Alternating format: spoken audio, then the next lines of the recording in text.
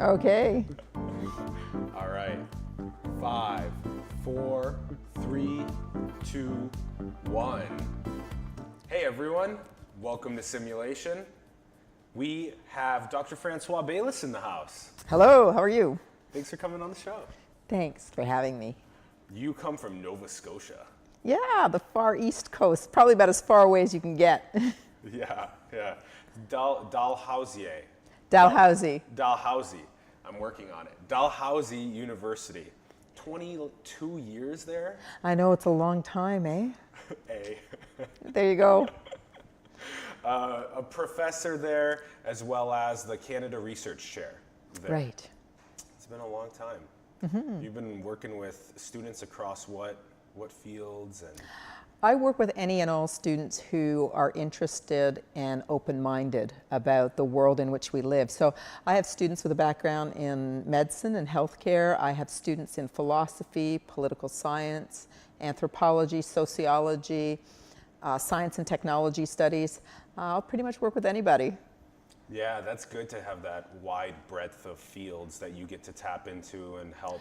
Well, exactly. I mean, I actually get to learn a lot because they Yep. come with their own disciplinary training, which is different from mine, and I hope to sort of add something to what they know, and I get to learn from them, so it's really exciting. Yep. Yeah.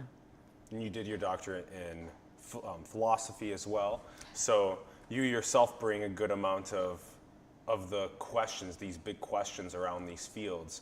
Why are you in political science? What values do you want to bring there? What values do you want to bring into public health? So you get to ask these why questions to people. Yeah, I think so. I think one of the things that's really interesting for me is that I want to encourage people to question pretty much anything and everything.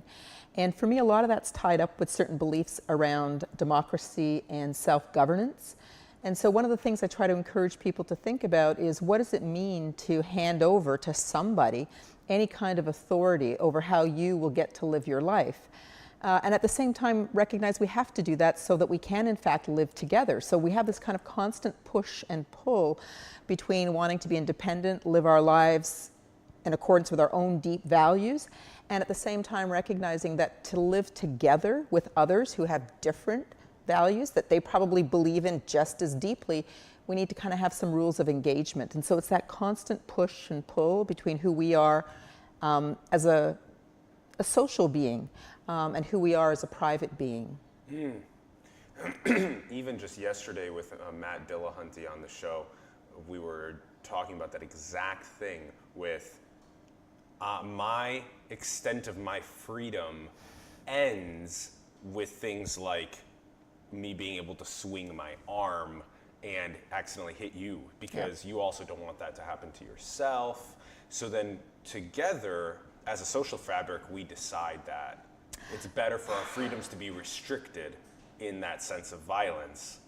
So one thing that's really interesting for me anyhow about that example is it's an example that we use to explain one of the differences between Canadians and Americans. So can I share that with you? Of course. Okay, so here's the way we think about it. This is not my work, it's somebody else's, so I'm just plagiarizing. But it's the suggestion that the difference is the person who wants the freedom to play their music as loud as they want versus the person who wants the freedom to have silence around them. Yeah. And so it's kind of like that push and pull again. And how do we figure out what kind of freedom we're going to, try to respect and support and engage, recognizing that there are reasons why each party might feel that way about the exercise of their freedom. Yeah. This is very visible as well on the public transit system. Oh? Yeah, you have people that are blaring their music systems on the public transit system, and then so you usually see this maybe older Asian man or woman that's just sitting there kind of, you can't tell if they're meditating or sleeping on the bus. But there's moments of, in this, also visible in the parks. You're in the park, there's people that are very, very loud in the park. There's people that are very quiet in the park. Right. And that's that's a very good example. Not the violent examples, but the audio examples. I like that. Right. Yeah, because I wonder, and let's stay on this just for a second, because I think it's actually really interesting to share. So where would an ideal civilization have that audio level of, okay, I'm now in a park, there's a bunch of other people in the park, and how loud can I be without disturbing other people that want to be silent? Where do you think an ideal world would look like in that? Well, so the thing I think is interesting is I think that there can be many right answers to that question. And for me, what becomes interesting is, are you willing to explore a number of right answers? Yeah. Are you willing to talk to other people and see what you can negotiate? Maybe what you negotiate is the volume. Maybe what you negotiate is the time. So I get to have it as loud as I want, but maybe only during this time. Yeah. And you get to have complete silence at another time. Or maybe we say, no, we'll just put the volume here and I get to have it all the time, but not at the ideal volume for, my wishes or whatever. Mm-hmm. I think there's just lots of ways that you could come up with solutions. What's important is that you're willing to work towards a solution, as opposed to you're going to stand up and say, this is my right. And I worry about those kinds of conversations in any domain, right? And partly I worry about them because I say, well, who gave you that right? You just get to assert it, and how do you get to then sort of say to the rest of the world that they ought to respect that right? Meanwhile, you don't respect theirs, yeah. Exactly, and I think the interesting thing is to start by recognizing that we have many interests in common, that we share this planet writ large, and then that's when I start worrying about overpopulation, environmental issues, pollution, nuclear war. I mean, all of those things, they all affect us in our daily lives, whether we recognize it or not, right? And there's sort of that big picture thing that we need to think about. And then there's just everything that happens in that little microcosm about, showing respect for the people you live with, showing respect for the people you work with, showing respect for people who go to places that you don't visit, but that, is important for them. So what does it mean to be respectful of difference? I think we have a long way to go still on that one. Yeah. I'm sure we could stay here for a while and talk about this. And I think maybe we should stay a little bit longer. This kind of takes me to a lot of the thought, and you touched on this as you were getting into it, but of individualism, but also collectivism. We are a little far away from figuring out the right balance between those two. And I wonder what it'll ideally look like, especially for raising kids into the world, that you teach them, hey, go self-actualize, find all these cool things that you want to do, that you want to bring value into the world. But also, we're building a better social fabric to help foster you and your actualization, but also to foster your fellow sisters and brothers and their actualization as well. Right. So for me, that where that resonates is I've done a lot of work on the concept of identity. And I've done that in the context of a number of different kinds of healthcare issues or interventions. So I first looked at the question of identity around race. And that was in the early days when this sort of ancestry tracing stuff was just starting out, and nobody kind of knew where it was going to go. And there wasn't a lot of competition, but people were starting to say we'd be able to find out who we really were by tracing our DNA. So that made me think, well, what does it mean, who you really are, and that you need to check your genetics to figure that out? And then I started thinking about identity in the context of face transplantation. And again, that was before anybody had done a single face transplantation. And I asked myself, well, what would it be like to look in the mirror and to see a different face from the one you've had for, however long you've had that particular face? And this isn't about aesthetics or anything else. It's just like, what does it mean to look and to see something that's different? I then looked at identity in the context of deep brain stimulation. What does it mean to consent to, having somebody mess with your brain in some way, shape, or form? And so, getting back to your comment, when you think about self-actualization, and I bring to that sort of my reflections on identity, I'm thinking about, well, what do I say back to people who have this idea that there's this true, authentic self that they have to find and they have to protect? And I actually call that into question, and I think that what's really important about identity is recognizing that it's constantly in flux. And so what that does is it gives permission to see yourself as constantly evolving, constantly learning, and the true you is the you in that moment with everything that happened before, because that determines how you're going to behave in this moment. Everything is somewhere in there, in that trajectory. So for me, self-actualization is what you do all the time just by living. Just by living, that's what you're doing. And when I say that, I have to allow that that's not a claim about what's good or bad, because we can have identities that are actually unhealthy. So it's not a claim about a good identity or a bad identity. It's just a claim, a description about how we live and navigate in the world. So a bit of a complicated answer to what you probably thought was a straightforward question. That was actually very interesting, and thank you for that one. Self-identity and awareness. So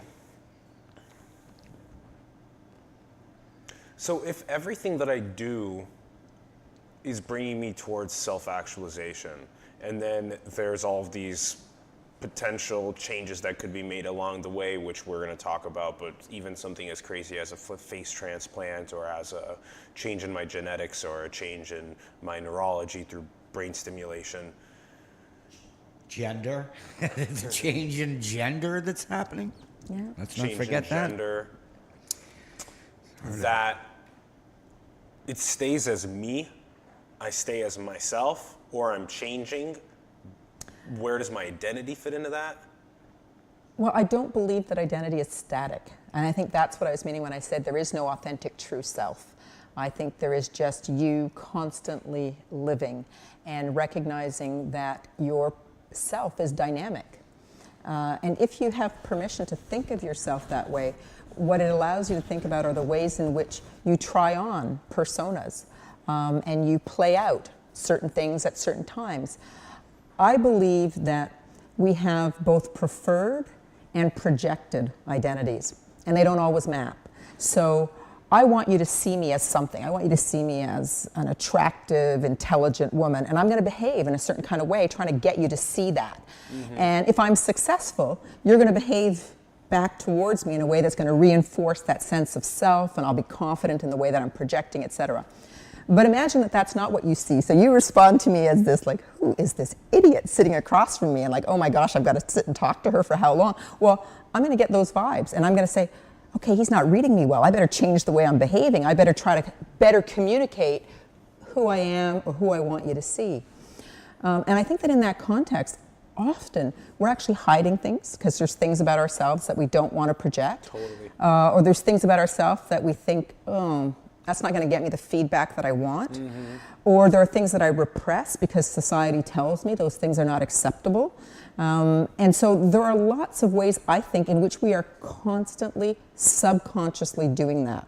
So, I'm not crazy. I don't think everybody's sitting here thinking, how am I going to behave? Where do I put my hand? We don't do that. Subconsciously we do. But yes, exactly. Subconsciously, we're constantly doing that because we're looking for affirmation, right? We are deeply social beings. We are relational beings. Other people want to tell us that we're just intellectual, rational beings, but we're not. We know that we're emotive in addition to rational. And I think that what grounds all of that is our relationality. We are relational beings, and so we are constantly looking for ways in which we can fit in and belong. Even if you choose to sort of behave in ways that you know are going to be brusque or upsetting to others, that's because that's how you want to play it sometimes. And sometimes you don't want to play it that way and you didn't realize you did that, and people respond in a way. And then you kind of get to try it again. And I believe that if you're not able to do that well, one of two things happens. You blow out, so you leave. You have to change your community of belonging because you're not belonging. And I think belonging is really important. Yep. And so you blow out, or the other thing is I honestly believe that that's when you're at risk of mental illness. And I say that in the sense that I want to belong and I'm doing everything I can that I know how to do to belong, and it's still not working for me. And I've changed communities, I've done all the kinds of things, and it's still not working. So people can't read me. I'm projecting as best as I can. I'm telling you who I am. And I'm just meeting with either misunderstanding or rejection or whatever. That's a pretty lonely, confusing place to be, right? So the self is dynamic, it's always changing, Yeah. and then there's a layer of subconscious that doesn't usually boil up to the top of our minds as we converse, that we're aware of, that alters the way that we actually converse with people to try and get things to happen in our favor. I want to be portrayed as somebody that is confident, that knows what they're talking about, and other people to see that. That's why I don't just randomly go like, oh, and then you're like, what was that? Like, I don't know if I should keep talking to him or not. So there's things like that, or even like you were saying earlier, this happens all the time for sex. For sex happens all the time. I mean, subconsciously we're thinking. I didn't say that. You said sex. I didn't say that. That's okay. I thought you said attractive is what you said. Oh, well, there you go. I got there you. you go. I got you. You know, but I just maybe meant that verbally attractive or whatever. Okay. Yes. So it totally happens for sex all the time, subconsciously all the time. And so that dynamic self that's constantly changing, constantly tweaking itself ends up becoming the self or whatever that is as you grow along the way. Yes, but let me add another sort of layer to it. Because we're relational beings, I think one of the things that we're sometimes more or less aware of, and it can change constantly, is the way in which we're affected by all the people around us who give us permission to either be a particular way or not. And so one of the analogies that I sometimes use is, I kind of suggest the political correctness culture right now. Well, preventing a lot of people from being able to say certain things. Well, that's a whole other topic we should come back to in a minute. But where I wanted to go with that is, I think that I invite people to think about living their life as though you're in a play. And you're going to be in a play? No, well, I've often said that this is an improv. This is really life in itself is an improv. On a daily basis, you're acting, you're the performer. Life's a stage, and we're all in the cast. All those cliches are true, and I say that. I do. Well, and, but you see, the thing that's really interesting about the play is that people then know that there are other actors. There's a director, there's an audience, and all of them have an influence on how you get to be your persona, right? And one of the things that's really interesting is that when you go into that play, you've typically got a role. And what becomes frustrating is when you don't get to play your role. Oh, I'm interrupting the show. What are you doing, Ron? It's just because you wanted to come and participate in the theater. The theater, exactly. There you go. But you see, like, imagine if your role is to be the comedian, and one day you're just really sad. And so when you come out on stage, you don't play the role you're supposed to play, and everybody's kind of freaking out around you, like, what's going on? Like, they're supposed to be the comedian here, they're being really sad, and I don't know how to work with that, etc. And one of the things that can happen is people can either just keep playing as if you're the comedian and kind of like not deal with the reality of what's going on, or they have to actually change and shift and amend and say, okay, we're going off script here, right? And so I think one of the things that's really interesting is, when do we have permission to just be who we are, and when are we constantly playing a role to keep everybody else happy, right? Who are we? That's really good. What are we it happens a lot to everyone, where the social influences that come onto our being constantly tweak our behavior in ways that we don't know if we are actually being who we really are, or if we're being someone else subconsciously that we are now being affected by our environment to be that. So this is man, we went into a cool first segue of topic. I like it. I like this one, and I think it plays a very deep role in society that we don't often question or talk about. Because I think could it be possible that in an ideal world you get to be yourself all the time without social pressures changing and forming you into... But you see, I don't think there is a self except in this kind of social construct, right? I mean, I don't know what it would be to have... If you were born into a white box without any other people. Yeah, I mean, if you were truly like a real hermit, like, how would you be in the world? I don't know, because so much of how I understand myself is a function of the people that I've met and the way in which I've interacted with them, and they have marked me, you know? And they may have marked me positively or negatively, but I carry traces of that with me all the time. Totally. And, you know, it may or may not surface, but I might behave one day in a way because of something that happened that I have subconsciously registered that tells me, oh, this would be behavior I'm comfortable with right now. Or maybe it's not behavior I'm comfortable with, but it's behavior that's going to put other people around me in kind of a comfort zone. And I want that right now. I want them to feel comfortable. So I'll do this that may not be comfortable for me, but that I've kind of gauged would be for them. So like I said, I don't think of all of these kind of exchanges as sort of conscious.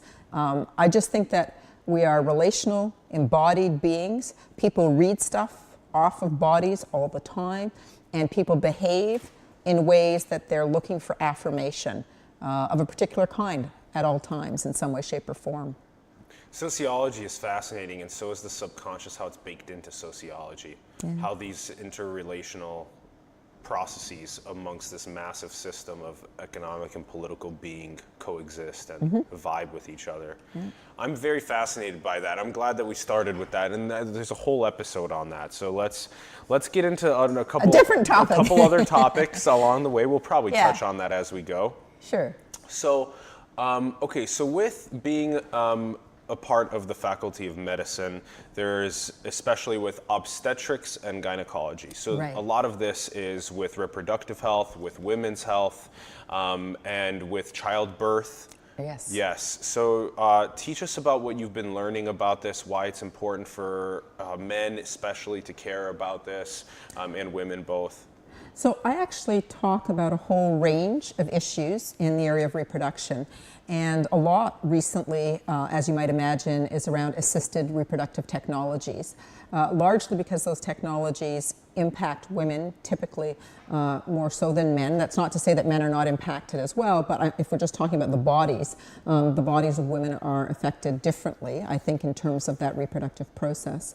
So I talk a lot about that, but I also talk about other topics in reproductive choice. So for example, termination of pregnancy, as you can imagine, controversial issue for all kinds of reasons. Yep.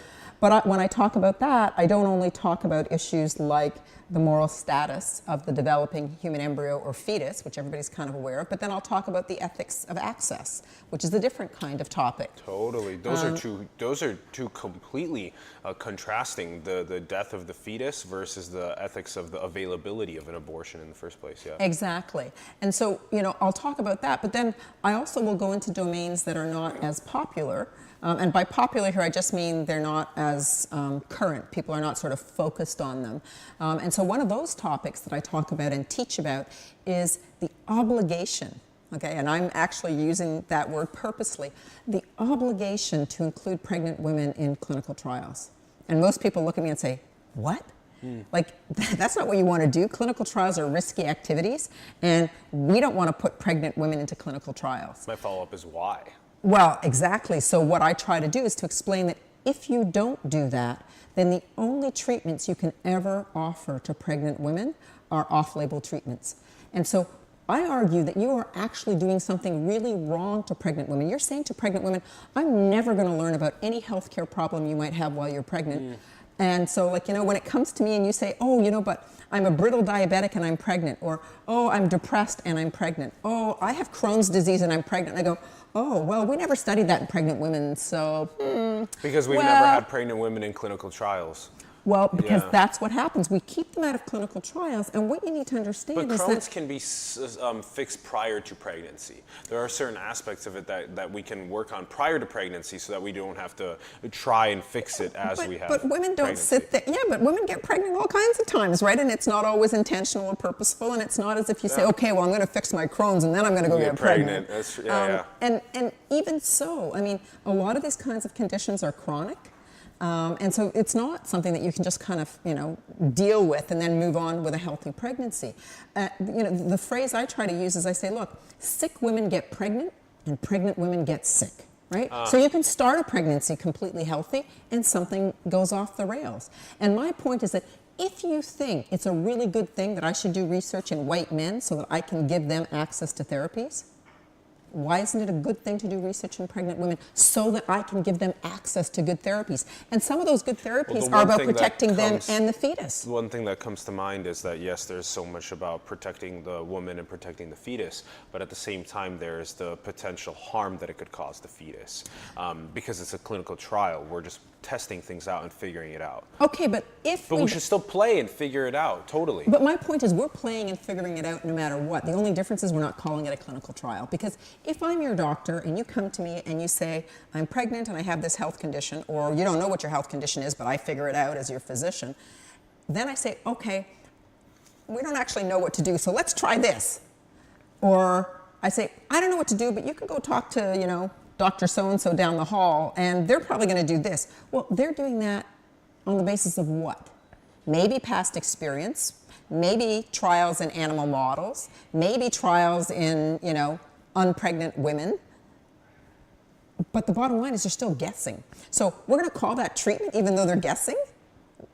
It's research. It's just not formalized as a clinical trial, which also means we're not actually going to get data that we can then use and collate and put together and actually get knowledge.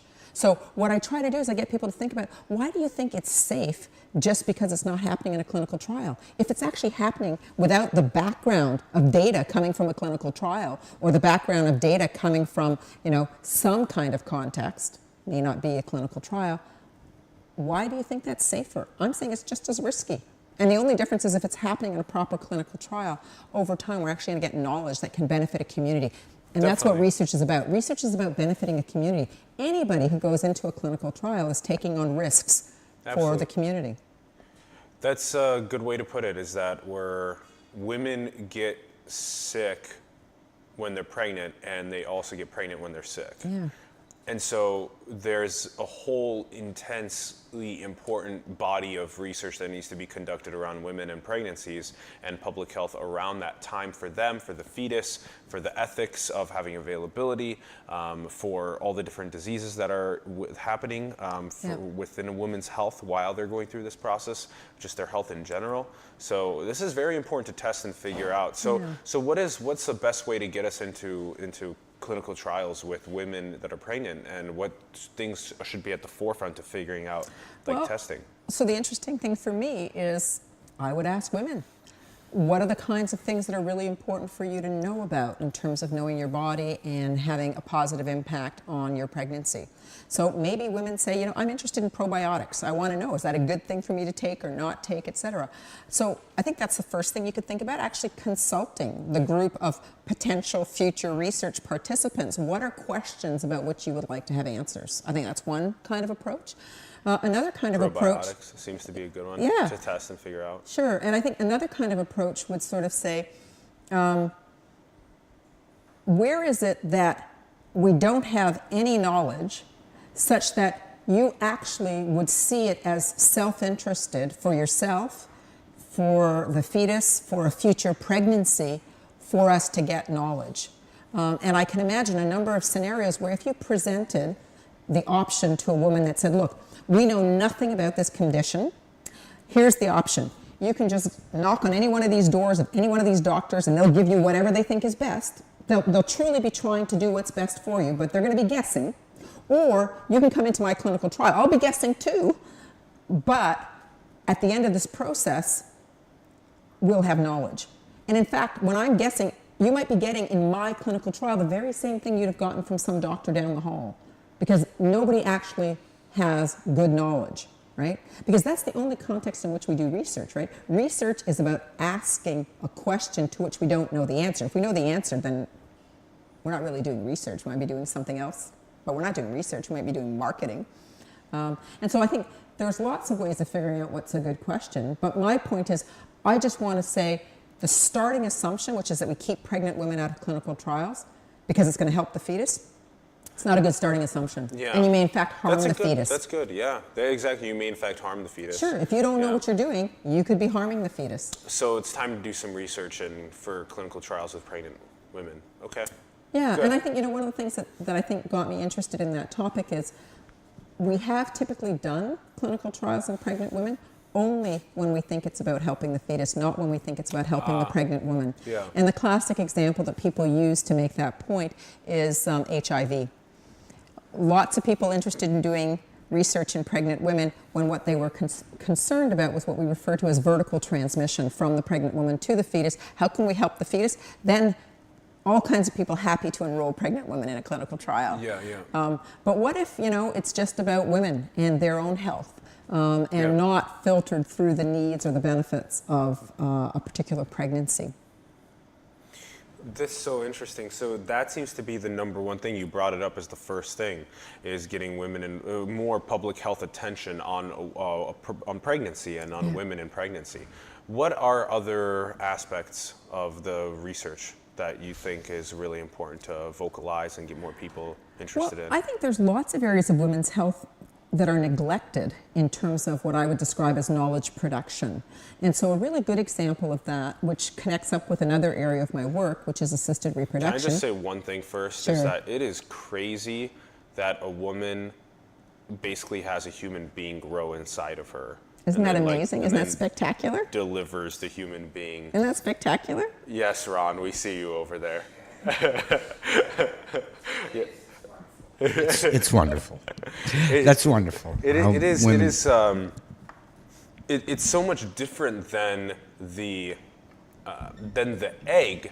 The egg used to have all of the nutrients inside of it for the being to birth from the egg, the reptile from the ocean onto the land that would then have the egg. Now it's inside of us. And then but you see, that's one of the things that's changed, right, in the last 40 years. With assisted reproductive technologies, we have the embryo outside of the human body. And that's crazy now. Well, I mean... How does it get the right nutrients? How does the heart and the brain develop differently than if it was inside? Well... Stop asking those questions there, punk. Well, but It's see, one gonna of get the the things nutrients that it I think is really needs. interesting is that often when we talk about the embryo, especially once it's outside of the body, we forget that it has to get back into a woman's body in order, at least right now, in order for it to develop into one of us, right? When does it have to go back in? Typically, it'll be put back into a woman's body at around day 5. So day 0, the sperm and egg meet. Yes. And then day 5... Well, you can put the embryo back in before that, but very often what will happen is that you'll allow the embryo to continue to develop, so the cells will divide in what's called a Petri dish. Yep. And the reason for that is that you'll be able to observe things like, what's its nutrient uptake? What is it excreting? Are the cells nice and round? So they'll look at the morphology of the developing embryo. And on that basis, there will be sometimes a selection, right? So if you have lots of embryos, you might say, these are the best ones to put back in the hope of initiating a pregnancy. These are ones that we might discard. These are ones we might donate to research. These are ones we might freeze. So there's lots of decision making that happens when the embryo is outside of the body. But one of the areas in which we can kind of connect up these two conversations is now we have a number of times when people are looking to create families where they need access to what we refer to as donor gametes. So let's take the example of donor eggs.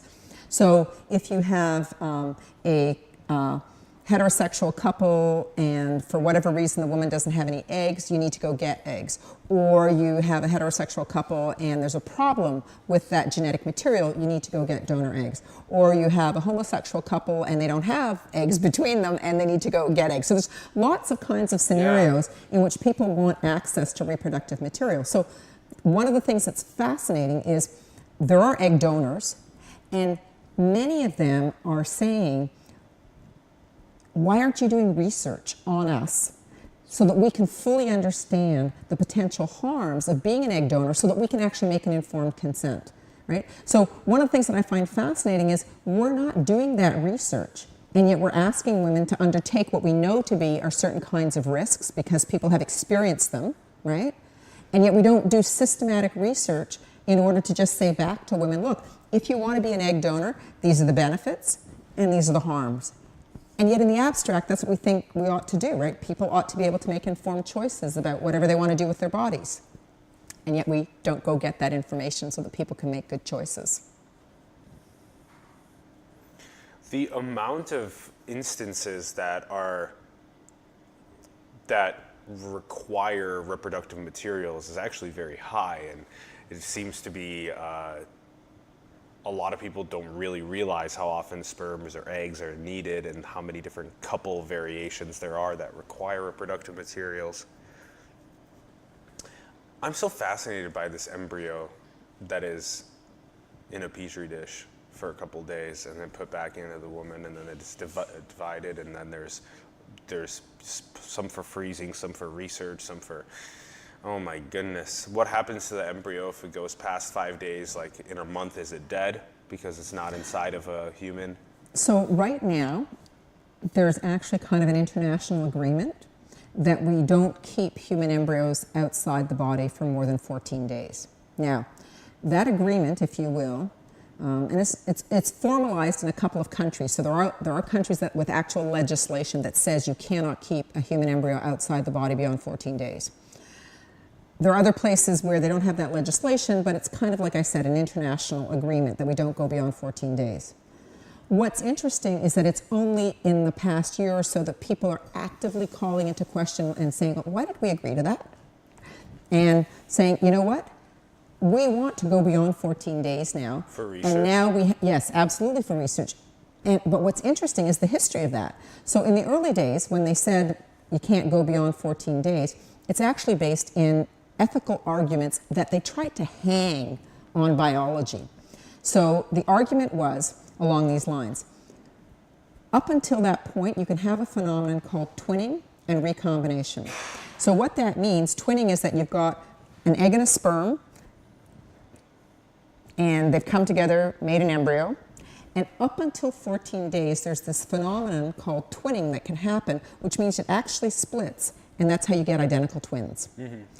There's the reverse, which is called recombination. So an egg and a sperm, they both made two different embryos, and inside the body they can recombine and make a mosaic. Either of those things can't happen after 14 days. And so they said, you know what? That means 14 days must be really important. 14 days is really important, so you can't do anything up until 14 days. Elsewhere, people were saying in terms of the science, what happens is that on day 15, you get something called the primitive streak, which is the precursor to the brain. And people say, you know what's really important about humans? It's our great big brain. We're these rational beings, and so day 15 must be really important. So we're going to pick 14 to be on the safe side, okay? Now, I've kind of embellished the story a little bit, but it's just to make the point that they used biology to try and come up with this really clear demarcation line, day 14. And from my perspective, what happened back then is people said, okay, it's really controversial that you would do research on human embryos and you have these embryos outside of the body, but as long as you don't go past day 14, you're okay. And the scientist says, yeah, sure, I can sign. Yeah, sure, I can do that, no problem. Well, easy to agree to that deadline. You didn't know how to keep them beyond 14 days anyway. So that's like saying, okay, Baylis, you can't go to Mars. I say, yeah, sure, I agree, I can't go to Mars. Like, why do I care? I can't go to Mars. Yeah, I really can't. But what if I can tomorrow? Then I'm thinking like, well, why did I ever agree that I can't go to Mars? Yeah. You know? And I think that's what we're starting to see now with the science, because we actually have groups of scientists that say, I can do this. I can take it beyond 14 days. And they're saying, look, if you really want me to solve cancer, you got to give me more than 14 days. I need more time. I need to have that embryo outside of the body. I need to understand how that cellular division is taking place, because it's the reverse that's happening with cancer. So let me better understand that, and look at that, I'll be able to help you solve cancer. I mean, again, I'm excited for what happens after the 14-day mark. It also feels a little bit weird, because I also feel weird about the brain and the heart starting to develop, and then just a bunch of humans like poking and prodding it, trying to figure it out. But the interesting thing is that what we have right now, and this is just the real world, we have scientists working at both ends, if you will, of the life spectrum, meaning we have scientists working on some of the challenges at the level of reproduction. We have scientists working on longevity and the fact that we're dying off sooner than they think we need to. And then if you actually just bring it back to reproduction, we've got people that are working on artificial wombs and, you know, certain kinds of fancy incubator type things so that they will be able to go backwards in time. And then you have people over here working with the developing embryo in the Petri dish trying to come forward in time. That's interesting. And so, you know, what happens if ever, and it may not happen in my lifetime, but if you've got people working on that project, what happens if you truly could have that whole gestation happen outside the body? Oh, that's so interesting. The gestation, this loops us to the initial like fascination of the woman being the incubator for the child. Well, but I worry about that language, because I think that helps us to think of the woman as a vessel, and the woman's not a vessel. She's not a container. I mean, and I kind of, you know, I have people say things like, oh yeah, you got a bun in the oven, and I'm saying she is not an oven, and she's not cooking a bun, right? I mean, that's what's so unique. But a human being is in fact growing inside of her. Right, but it's not a separate entity. It can, if it can gestate outside of a woman, that's all fascinating. Let's explore that. Let's figure that out, because it might actually be better for the woman's health potentially to gestate outside. I don't know. I mean, I don't know. I don't know if it's better for the woman's health or for the fetus's health, because one of the things that's really important about ourselves that we negate all the time is gene-environment interaction. And so I actually think something really important happens when you are gestating a fetus for yourself. And for the fetus. Like and if you're listening to like Mozart, or if you're like, well, there's certainly a lot of people doing research on the science of that, you know, kind of stuff, versus if it's gestating like in a closed, quiet environment, it's not getting sunlight, it's not getting fresh air. But it isn't just that. I mean, you know, there's things that you're consuming. Oh, there's food, environments yeah. in which you're moving. You're eating burgers or spinach.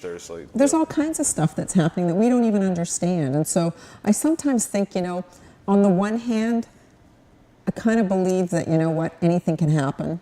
And another part of me thinks, what happened to awe, right? Like, I remember, you know, there was a time when you would be like in awe of something that we accomplished. And I think the last time that truly I remember seeing that around me was, you know, a human being walked on the moon, and like everybody was in awe and the world stopped like to watch this event kind of thing. And now it's like, oh yeah, we can do that. Mars, yeah, sure, we'll go there one day. And like, wait a sec, what happened to awe, right? And so there's a part of me that makes me worry. People have a lack of purpose in their lives right now. There's a lot of...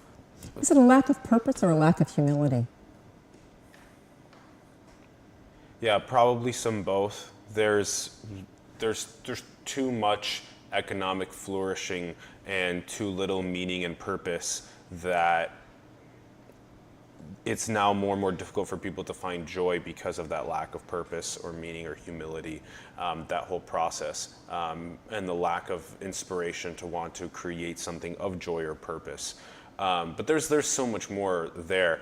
There's this, I had this realization that, you know, the idea that once autonomous vehicles are all over the streets, that there will be someone that's still like, I want to drive the car. Like if gestation gets to a point where all women are having it what will happen is like the outside. insurance company is going to make it so expensive for you to drive your car, because by that point the data will be that the safest thing to be in is a driverless car, and so your premiums are going to go through the roof because you're now a danger, right? And that same thing for female gestation, that that your premiums will go up if you're like, no, I want to house the child. It's like, no, there's actually a lot more health risks if you do. Let's do it like everyone else is doing. But you see, the interesting thing is going to become, how are we going to understand health, and what's going to count as a risk?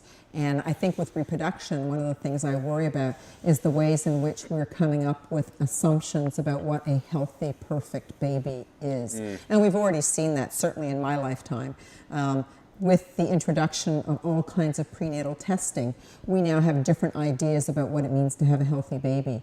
And I think we really ought to question some of the ways in which we've kind of been carried along by technology rather than directing the technology. And I think a lot of people would be raising a lot of concerns, you know, about that. I mean, one of the things I teach in obstetrics and gynecology is I ask the question, are there better and worse reasons for a woman to want to have a termination of pregnancy?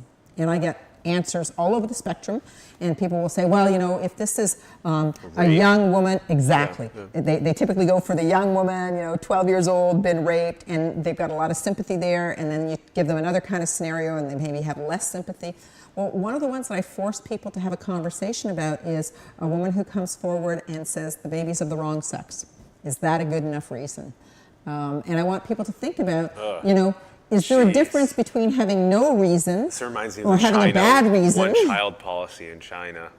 Well, but I mean, the reality of it is we have a lot of people, but we have a lot of people that really want to have a baby of a particular sex.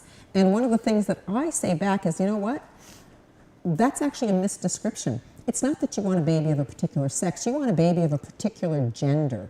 Why? Because parents aren't sitting there saying, you know what, I like this kind of genitalia. That's the kind of baby I want. What they're imagining is the way in which that baby is going to grow up to be a child and an adult in the world. Yeah. And they have preconceived ideas about what's appropriate behavior. And so they're trying to have a child that's going to fit that preconceived sense of who they want their child to be, and I deeply worry about that. So I say, you're not picking genitalia, you're picking a gendered role, and there's something really deeply problematic about that. Now, other people turn around and say, oh, no, Francoise, you think that, we're just going to pick, boys, and that you're worried about that kind of, gender bias. I'm saying, no, I'm worried about the fact that you try to cleanse what you're doing by calling it family balancing and then turning around and saying, no, Francoise, I already have 2 boys. I really want a girl. And so it's not about, the wrong kind of gender bias. And it's a failure to understand that what's at stake is trying to close down the future of some child who you don't know how they're going to be in the world. But you're bringing to that child a whole set of assumptions about what's appropriate behavior. You're looking at me pensively like I've just said something really strange.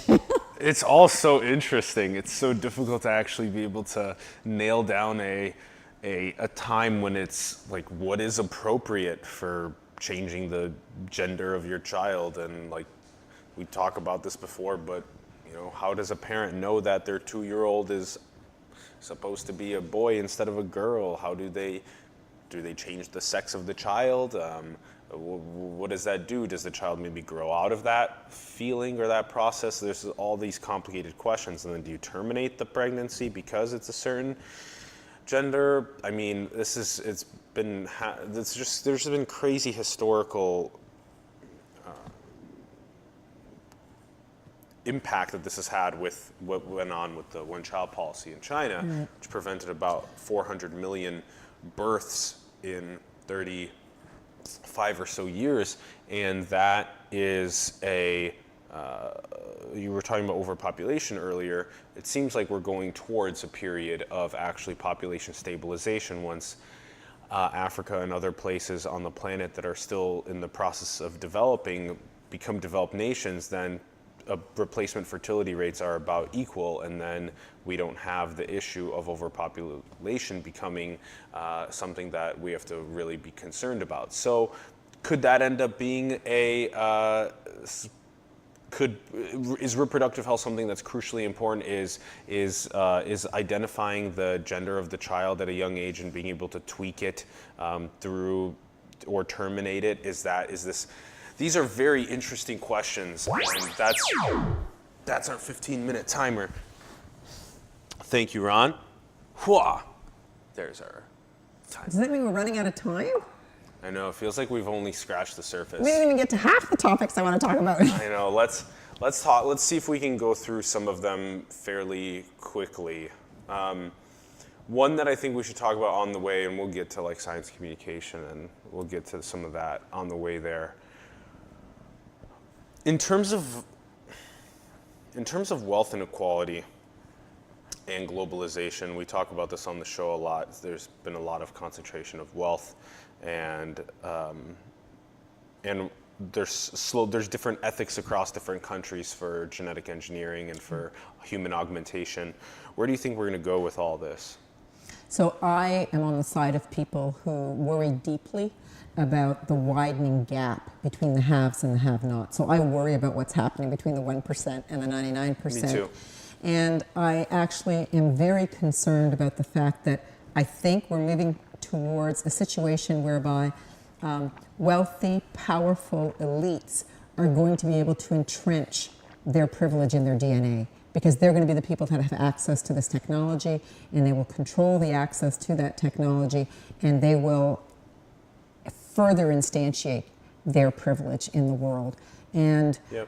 I don't understand why we don't see that that's a really big problem. And I'm not just saying, we've got all these examples in terms of films and novels telling us about, various kinds of dystopias. But there's a part of me that just wants to say, even today, if we just look at the issue of wealth without even, overlaying it with the genetics, this is like Marie Antoinette and let them eat cake. Do you really think that you can just spend your life saying to the bulk of the world, let them eat cake, while you're busy sort of living off the riches of what? I really worry about what we've seen happening, and I probably worry about it because I do have children, and I recognize that the world they're inheriting is not the world that I inherited, and I don't think that we've made it better for them. That doesn't mean that we haven't got more interesting toys, more challenging things. The world is very different in terms of technology, in terms of certain kinds of opportunities, etc. But really, I think that's for a certain cadre of society that things are exciting and there are possibilities. But I teach at a university and I see a host of mental health issues amongst our young. I see young people who are talented and they are worried about whether they'll ever get a job. And I can tell you that when I was their age, I knew that if I worked hard, I would get a job. And I would get an interesting job because there were great, interesting jobs out there. Nowadays, you see young people who understand that they're probably going to have precarious labor for their lifetime. You see young people that don't believe they're going to do better than their parents, whereas my generation certainly thought we would, and most of us did. And I think you're going to see young people who are going to get angry. It's like, you know, we've wrecked things, and we seem to continue living our lives the way we want with whatever we can, you know, reap from this world, thinking, well, you know, we're not going to inherit the mess, somebody else will, and they'll fix it, you know. I think we have a real problem with the way we're living our lives right now without the kind of attention that we need. And if I can bring it back to an earlier conversation we were having about rights, we're very good at claiming our rights. We're not so good at claiming our obligations. And we have huge obligations that we're just kind of turning a blind eye to. We have obligation to make the world a better place, to enrich humanity through our lives, and to provide a better world for the children of tomorrow and their children and onward. We have a huge obligation to do that, and every human does. And also, I'm happy that you are so aware of what's going on, and you know, I'm in the process of writing a book about it. I think it's that important to talk about, and we'll see what we end up doing with it. I think the more people that voice, we can do a whole episode on what is, why are people not more concerned about rampant technology across different industries exacerbating wealth inequality, and what's going to happen. The worst case scenario is an authoritarian state. The best case scenario is everyone gets uplifted together through this technology. But you see, I actually think the worst thing is not going to be an authoritarian state. I think the worst thing is a certain kind of complacency where we are going to believe that we are making independent, autonomous decisions without a good understanding of the ways in which we've been socialized to believe that. And so we're going to take on values that tell us that, you know, this is the kind of decision we should be making, and we're going to assert with confidence that we made an autonomous choice without really understanding how we've been socialized into that. Even worse, you're a slave and you don't know you're a slave. Even fucking worse. Yeah, well, I think that's exactly the thing that we ought to be thinking about and worrying about, right? Yeah. You know, when a person, you know, if we go back to reproductive technologies, and a person uses a technology like a prenatal diagnosis to understand something about the health of the developing fetus, or they use pre-implantation genetic diagnosis to look at the health of the embryo, or one day they use CRISPR technology to create their version of the healthy embryo. What I want you to think about is what went into your thoughts about what would be a healthy embryo. What made you think that, you know, for example, a child with Down syndrome is an imperfect child, an imperfect fetus, an imperfect embryo, right? We have those beliefs because through technology, we've had certain kinds of abilities to make certain kinds of decisions, and we've been socialized into believing that this is what a good mother does, or this is what a good couple does, or this is, you know, but those are all creations, right? Those are all us coming up with ideas. We've built a world that thrives on capitalism, which is then based on the premise of I innovate, I make this technology, and the people that can contribute monetarily to it will get the service, and that leaves behind other people that can't contribute to the service monetarily. And that money can then go into further research and development of it. It can maybe decrease the costs of it and therefore make it more readily available to middle class and lower class people.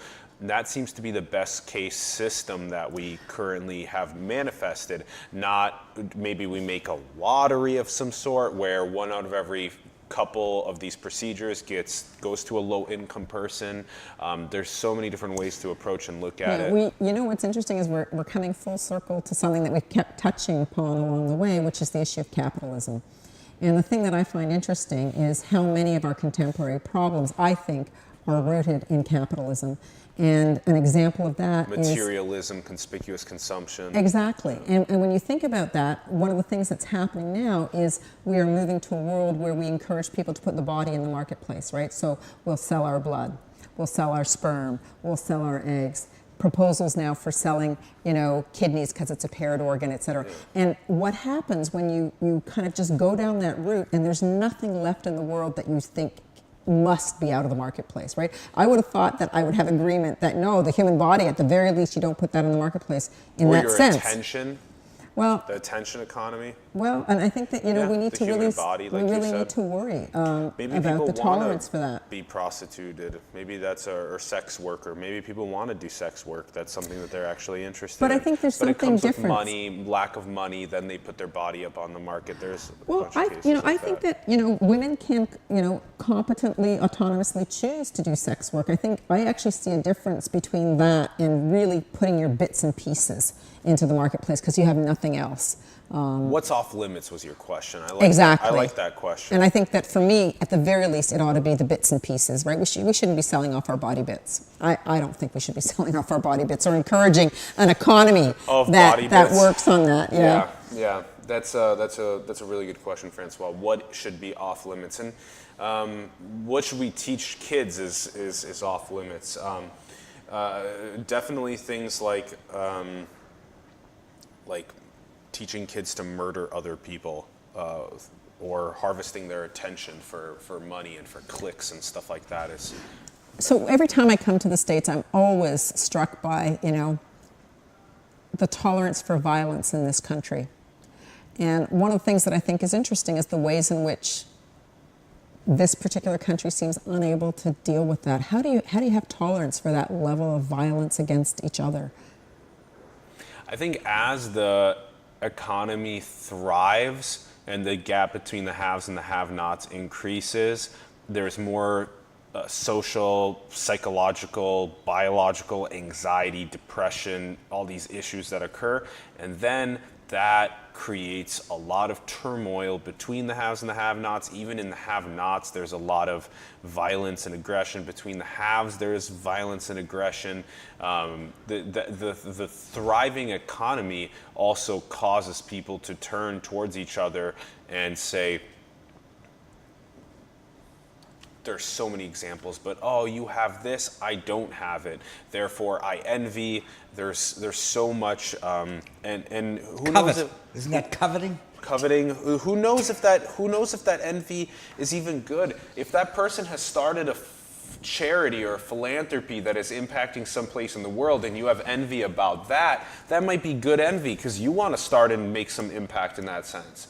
But if they have 6 yachts and you're sitting there going, I can't believe they have 6 yachts, blah, blah, blah, and you're like, I want 3 at least, then that creates a massive culture of materialism and of conspicuous consumption. So this is another whole episode as well, and I'm really happy that you care about this topic as well, and that you're voicing your opinions to the world about it. I don't think we can ignore that today is the day that they had this famous royal wedding, right?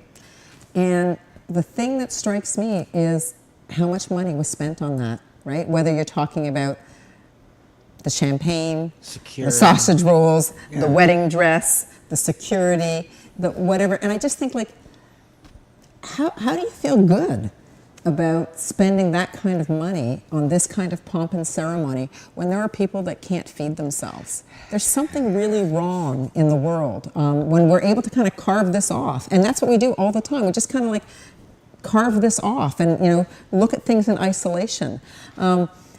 One of the things that I worry about, and a friend of mine, we keep having this conversation actually about our field, bioethics, and what does it mean to do bioethics where you're looking at ethical issues and to think about it in terms of fiddling while Rome burns, really? Yeah. And I think that that's one of the things I do worry about. Or as De Oresi says it, that we're all drinking wine on the back of the plane while the pilot had a heart attack and the plane's crashing. And we're all just drinking wine, and there's one person looking out the window, Francoise, and she's going, the plane's fucking crashing, wake the Anybody fuck up. want to play? Anyone want to take control of the plane before it crashes? Yeah. So I think it's our responsibility to get more people to look out the window and go, hey, there's some things wrong with the plane right now. Let's make some changes. But you know what's really important, and it's a good thing that you used the example of the plane, only because one of the things that becomes really important is it has to be possible for somebody who's looking out the window to notice a problem and to report it, and for people to be willing to trust and to act, right? I mean, if you think about it in those terms, what are all the arenas in which we don't pay attention to the early warnings that people are giving us because they don't fit in the hierarchy of authority of people who are able to name problems to whom we have to respond or engage? And I think that, that's one of the things that's really important, because in aviation safety, you would pay attention, in theory, to anybody who was a passenger. They don't have to be, anybody with authority. If a passenger said to you, like, there's a problem here, look, the motor's gone, people would pay attention. And the way in which we live our lives, we don't pay attention to a lot of people that are trying to warn us about problems. And honestly, there I'd put that young generation. They're telling us there's a problem. They're trying to, when they complain about what's happening to the environment, when they complain about the capitalist structure, which is harming, lots of people, and not just themselves. When they're overdosing on pharmaceuticals. Yeah. Yeah. For anxiety and depression associated with materialism and Instagram followers and all that bullshit. All right, how about we get at least we touch on this just a little bit on the way out, the importance of science communication. Yeah. Let's talk about this, because I think when we were sitting down a little over an hour ago, we were talking about how there's almost this feeling of being an authority in the field when you know something that other people don't know, and you can say it to them in such a complicated way where they don't get it and that they have to refer to you. And then there's the role of people like you and I that try and make what really smart people say as relatable as possible to the public, where they go, hey, I can talk about that too. That makes good sense. Yeah. I think that for me, that's one of the things that just drives my work.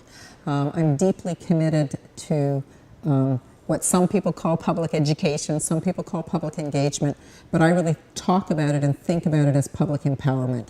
I believe in democracy, and I believe in democracy having as one of its sort of pillars an informed and engaged public. And I believe that people that want to be informed should have access to information. And I think that I can help to make that information available, and I wish more people would see that as an important commitment. That if you have the talent and the ability to explain things in ways that are accessible, you should be using that talent and that ability, and you should be encouraging people to become engaged and to figure out where their values sit in relation to the world in which they're living. And I think for me, what's really important is, what kind of world do you want to live in? I spend a lot of time thinking about the kind of world I want to live in. But the world I want to live in includes all these other people, right? And so I want to help them to help me to build a world that we all want to live in. Not the world that's just kind of being created willy-nilly because everybody's going about their day-to-day thing, not thinking about how all those decisions cumulatively make up the world that we live in. Even yesterday, Matt Dillahunty was saying that however you design the future of civilization, act as though you don't know what piece of the puzzle you will be. So if you design it to have slavery, you don't know if you will be the slave or the owner of the slave.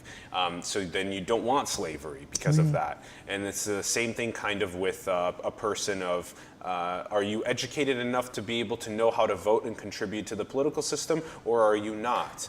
Because then we don't want to have a system like that. We want everyone to be able to at least have a basic understanding of what the political and economic fabric is, and then to be able to make educated votes within it, because a lot of people are trying to propose this system where if I don't understand what's going on, I can delegate my vote to someone else, and then that someone else can vote maybe for 200 people that have trusted them to vote on their behalf, because they have the time, they have the knowledge, they can do it on behalf of us, which is so interesting that is so applicable to what you're talking about, public empowerment, empowering people to care more about the society that we live in and building a better future, and caring more about science, caring more about about our fellow humans, about humanism. Yeah. All right, let's ask you a quick question on the way out. What do you think is the most beautiful thing in the world? I'm tempted to go back to something that we actually alluded to, which is a newborn baby. Because when you made that comment earlier on, what an amazing thing it is that we can give birth to this lovely next generation. The image that came to my mind when you said that is just the little hand, right? Just a lovely little hand that's grasping. Yeah. And so I think it's pretty phenomenal, that we have this kind of ability, and that we don't actually just enjoy it for what it is. Pretty amazing, right? Yeah. It's a very, very beautiful life, but it's also, at times, we see a lot of suffering, and it's up to us to help and make it a better world along the way. But I think that for me is the beauty, because you get to see this and to think, what kind of a world do you want them to experience, to inherit, to contribute to, et cetera. So if you think about it in those terms, and if you go back to what I think I've been saying all along, that we are fundamentally relational beings, that person is going to become part of the fabric of life. And we ought to be thinking about what that fabric looks like. Yep, exactly. Yeah. Do you think we're alone in the cosmos? Oh, I'd be surprised if we were. Don't you think it's a lot of hubris to It's think a that we're hubris. it, you It's know? so hubristic. Yeah. And do you think this is base reality or a computer simulation? I have no idea. I have no idea. But you think if an advanced civilization exists out there? I think an alternative civilization exists out there. I find it really strange to think that we'd be the only thing that's alive in this huge, huge cosmos. And when you actually understand that we are ants, right? Like relative to the rest of our level of understanding, we know the difference between us, and not just in terms of size in relation to that, but in terms of abilities and richness of life. We are ants to something else. I'm pretty confident of that. Yeah. Yeah, we're ants even if you look from the moon onto Earth, we're just a bunch of ants. There you go, and we just sometimes are a little bit too self-important, right? But what else do we have? What else do we have? So we think we're important, and at some level you have to kind of live your life as if this is it and this is what's important. But we ought never to forget that there's no reason to think that we're the biggest, best, most important thing anywhere in this cosmos. We're just something. Just something. Francoise, such a pleasure. Yeah, it was a lot of fun. Thank you for coming on Wow, the show. thanks for having me. Great. Really appreciate it. I know, we could have this conversation again. We could do a totally different show, right? Yeah. Start with some other topic and just kind of carry on. We scratched the surface on a couple different topics. It was good that we did that. Talked a lot about sociology, talked a lot about public health, especially women's reproductive health, talked about building a better, tighter social fabric, talked about so many different things. You actually referred to a lot of philosophers without realizing it, or maybe you did realize it and you just didn't name them. But I mean, we've talked about Rawls and the veil of ignorance. We've talked about the right to an open future. We've talked about all kinds of interesting, deep philosophical ideas without having to have all that fancy language, right? But just working with the ideas and the concepts, that I think is what's wonderful. That if you want people to participate, there's all kinds of ways of saying the same thing, right? And that's why we do it in the way that we do, to try and make it relatable, digestible, ways that other people can grab onto it and be like, hey, this is what I learned, this is what I was talking about, this is what I want to build with it now. Yeah. So everyone, thank you for tuning in. We greatly appreciate it. If you guys had a good time, share the content with other people, comment below with your thoughts, build something with the content, subscribe, join us, like the content. We always say this, but don't just consume it, go and create with it, talk about it, write about it, make a video about it, do something with it, build with it. Thank you, Ron Vargas, our producing partner, our director. Thank you. Thanks, everyone, for tuning in. Join us on Patreon. We need to continue making the studio space sustainable. We need to continue growing this project and impacting more people with it across the world. So please join us there. And we'll catch you guys soon. Thank you.